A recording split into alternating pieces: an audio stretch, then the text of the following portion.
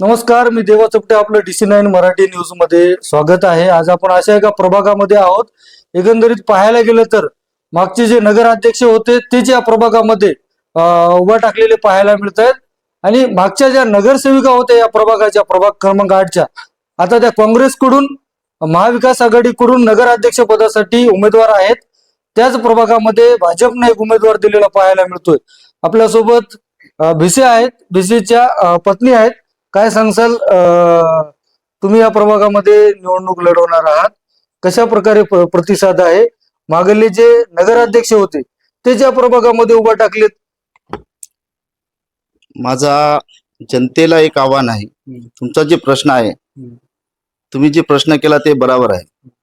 ज्यावेळेस मी नगराध्यक्ष पदाचा उमेदवार होतो आणि श्रीनिवास पोरोजवार निवडून आले होते, त्यांना स्वतःचा एक वार्ड सुद्धा तयार करता नाही आली.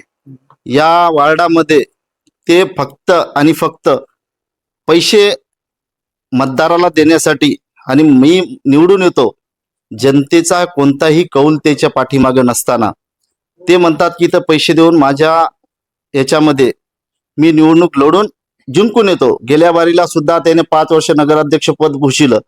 त्यानं या वसमत शहरामध्ये काय विकास केला आणि कोणत्या योजना आणल्या? कोणत्या जनतेला आतापर्यंत पाण्याचा प्रश्न सुटला नाही, आतापर्यंत नालीचा प्रश्न सुटला नाही, आतापर्यंत गार्डनचा प्रश्न सुटला नाही. समाजामध्ये प्रत्येक वेळेस आतापर्यंत पोरोजवार साहेब फक्त काय करतात, सकाळी उठणे 10 नंतर त्याचा पॉइंट सगळ्याला माहित आहे, त्या पॉइंट मध्ये बसणे आणि त्या पॉइंट पासून त्याची नाईट तिथं होणे, एवढंच त्याचं काम आहे.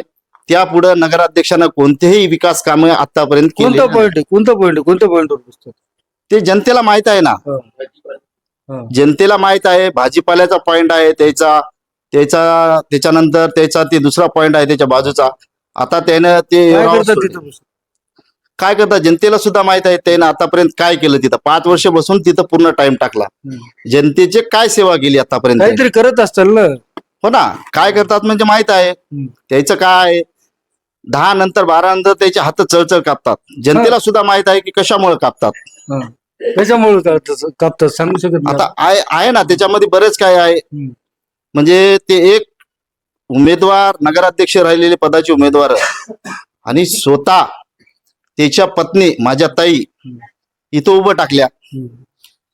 त्यानं कोण्या बेसवर या वार्डामध्ये आले आणि काय विकास लोकांना सांगणार, नगराध्यक्ष असताना काय विकास केला, त्याने त्याचं उत्तर द्यावं.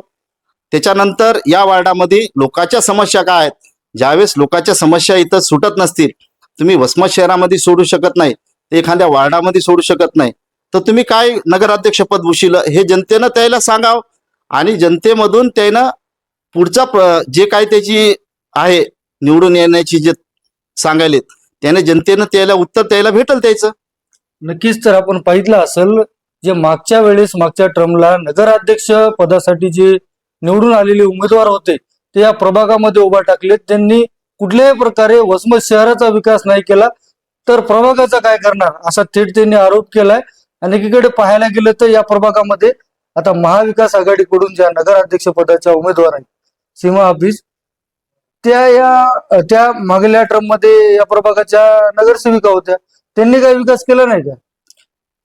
बघा, ज्यावेळेस इथं नगरसेविका म्हणून सीमा हाफिज जे होत्या, आजच्या नगराध्यक्ष उमेदवार आहेत, त्यांनी या वार्डामध्ये लोकांना जाऊन विचारावा, 5 वर्षामध्ये याने किती बाऱ्या इथं वार्डामध्ये आले, लोकांचे प्रश्न किती सोडिले. आणि या लोकांमध्ये पाण्याचा प्रश्न असो, रस्त्याचा प्रश्न असो. तुम्हाला एक पंचशील नगर आणि होमगार्ड कॉलनी यामधला अंतर सांगतो.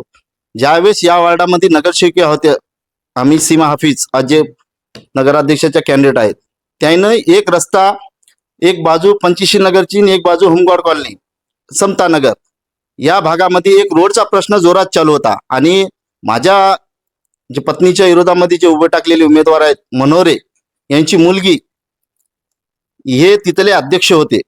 त्या पिरियडला लोकांना जाण्यासाठी रस्ता नव्हता, उपोषण झाले, तहसीलपाशी पूर्ण उपोषण झाले. त्या ठिकाणी यांनी रस्ता बंद केला. रस्ता कशामुळे बंद केला? आणि हाच प्रश्न मनोरे सर अध्यक्ष असताना तिथं कोणताही प्रश्न त्यानं सोडिला नाही. नगर परिषद मध्ये उपोषण झालं, तहसीलमध्ये झालं.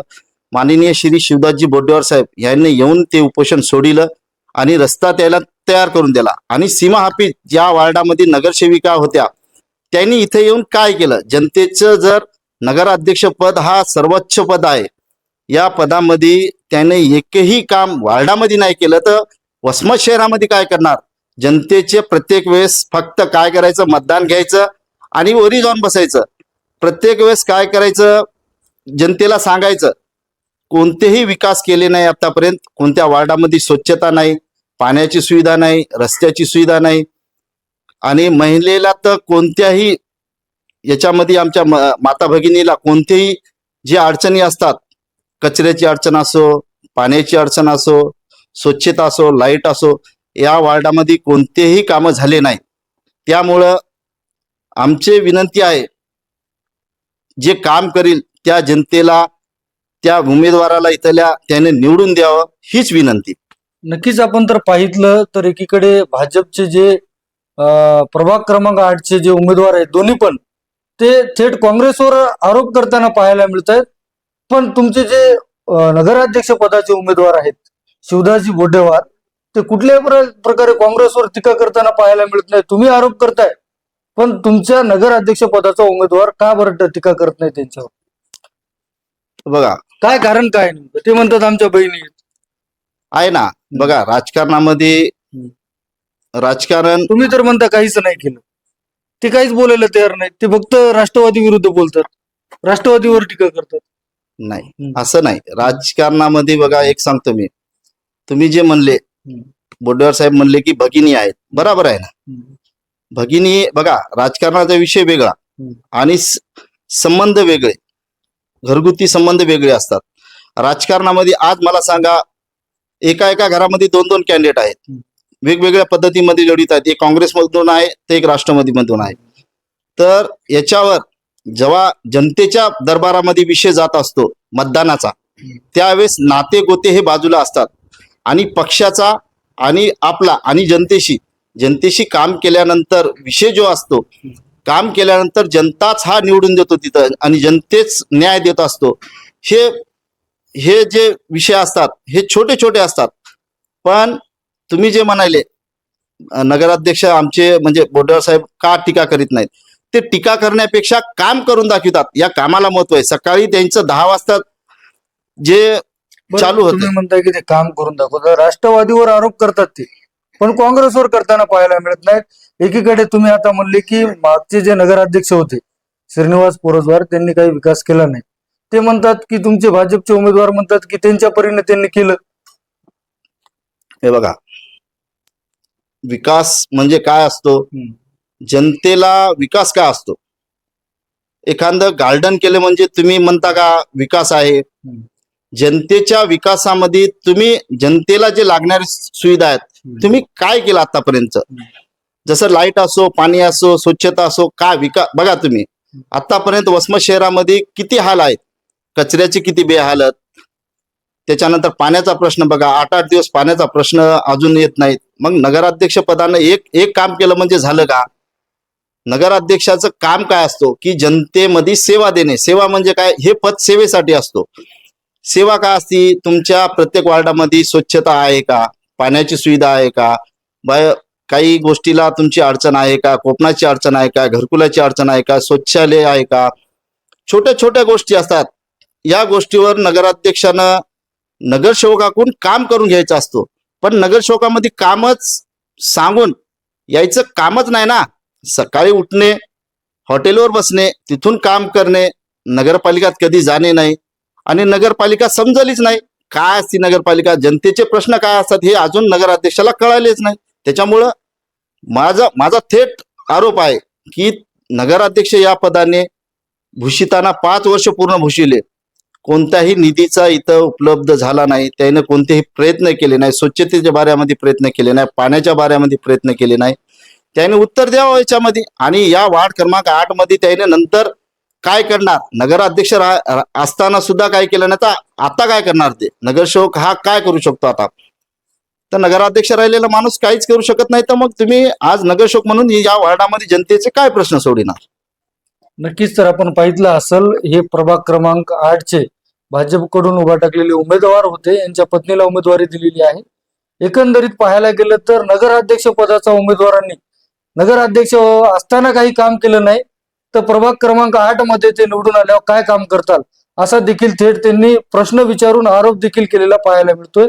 आणि मागच्या ज्या नगरसेविका होत्या त्यांनी कुठेही प्रभागात ज्या आता महाविकास आघाडीकडून नगराध्यक्ष पदासाठी उमेदवार आहेत त्यांनी कुठल्याही प्रकारे विकास केला नसल्यामुळे नागरिक आक्रमक देखील आहेत. त्यांनी असं सांगितलेलं आहे, नागरिकांचे प्रश्न सुटले नाहीत, आम्हाला नागरिकांनी संधी द्यावी, संधीचं सोनं करू, असं देखील त्यांनी प्रतिक्रिया दिलेली पाहायला मिळते. आता नागरिक कोणाला संधी देणार हे देखील पाहणं तितकंच महत्वाचं आहे. देवा चपटे, DC9 मराठी न्यूज, वसमत, हिंगोली.